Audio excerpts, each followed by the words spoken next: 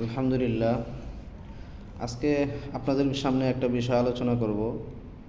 সেটা হচ্ছে, অনেক সময় দেখা গেছে সংসারে অশান্তি হয়, একজন আরেকজনের অবাধ্য হয়ে যায়, ভাই তার বোনের অবাধ্য হয়ে যায়, স্বামী তার স্ত্রীর অবাধ্য হয়ে যায়, স্ত্রী তার স্বামীর অবাধ্য হয়ে যায়, বা সন্তান তার মায়ের অবাধ্য হয়ে যায়, বাবা তার পরিবারের এক একজন আরেকজনের অবাধ্য হয়ে যায়। এই কারণগুলোর পিছনে কয়েকটা কারণ থাকে। তার মধ্যে একটা হলো আমাদের মানুষের মধ্যে যেরকম ভালো মন্দ আছে, জিন্নাতের মধ্যে এরকম ভালো মন্দ আছে। তো যে সমস্ত খারাপ জিন আপনার আমার কন্ট্রোলটা তখনই হারিয়ে ফেলে যখন আমরা অতিরিক্ত রাগ গুসা আমাদের ভিতরে কাজ করে।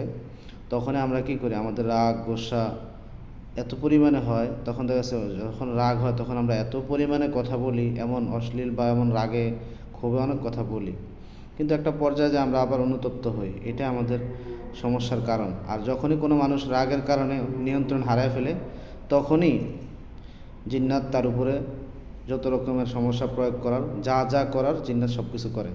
তখনই একটা মানুষ নিয়ন্ত্রণ হারায় ফেলে, আর জিন্নাত তখনই তার উপরে কাজটা করে।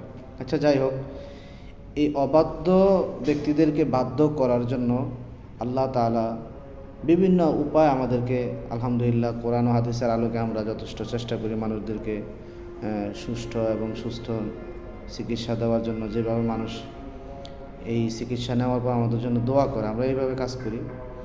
তো যাই হোক, আমি আমার আলোচনায় চলে যাই। সর্বপ্রথমে আমরা দুরূদ শরীফ পড়ব। 7 বার দুরূদ শরীফ পড়ব, 3 বার পানিতে ফু দিব। কতবার?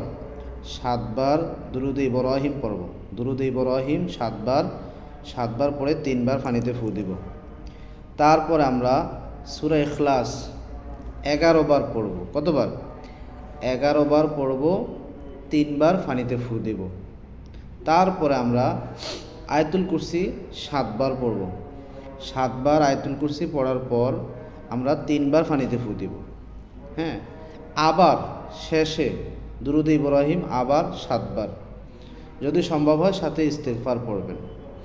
এরপর আপনি কি করবেন, যদি সম্ভব হয় এই পানিটাকে আপনি যে ব্যক্তিকে খাওয়াবেন, তবে একটা কথা মনে রাখবেন, সেটা হচ্ছে এই যাকেই আপনি তদবিরাতের পানিগুলো খাওয়াবেন, এই পানিগুলো আপনি যাকে খাওয়াবার ইচ্ছা থাকে, যখন আপনি আমলটা করবেন খুব মনোযোগ সহকারে যাকে খাওয়াবেন তার চেহারাটা মনে মনে কল্পনা করবেন আর পড়তে থাকবেন। ইনশাআল্লাহ আল্লাহ তাআলার কালাম অবশ্যই ইনশাআল্লাহ খুব গুরুত্ব সহকারে কাজ করবে।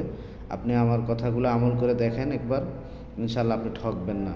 আল্লাহ তাআলা আমাকে এবং আপনাদের উভয়কে যেন আল্লাহ তাআলা দ্বীনের সাথে কবুল ও মঞ্জুর করে, সকলের কাছে দোয়া চাই। আর দ্বীনি স্বার্থে ভিডিওটা অবশ্যই শেয়ার করবেন আর কমেন্টস করে জানিয়ে যাবেন।